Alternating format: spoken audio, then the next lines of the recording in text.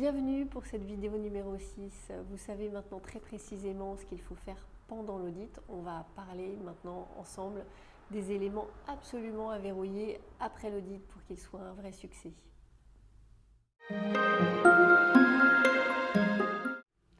Maintenant, on va voir ce qu'on fait après l'audit. Pour moi, c'est la phase la plus importante.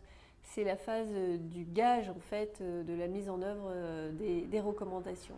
Il y a deux choses extrêmement importantes, c'est organiser des restitutions. Souvent, quand la direction ou le CHSCT, le comité d'hygiène et de sécurité, a les résultats, ils s'en contentent et ils ne souhaitent pas forcément participer, les partager en fait au plus grand nombre.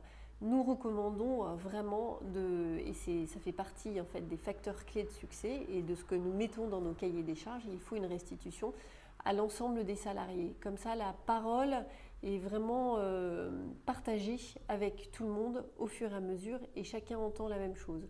En plus, ça a un grand mérite, les salariés voient que leur parole est prise en compte et que la suite va être mise en œuvre. Le deuxième élément vraiment très important et sans lequel on ne saurait commencer un audit, c'est la constitution d'un groupe de travail qui est garant de la mise en œuvre des recommandations au fur et à mesure du temps.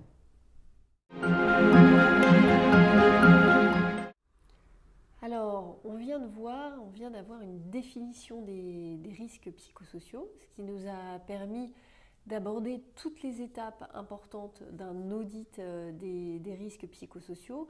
On a également parlé de pourquoi faire un audit et ainsi que des sujets importants à verrouiller à la fin de l'audit.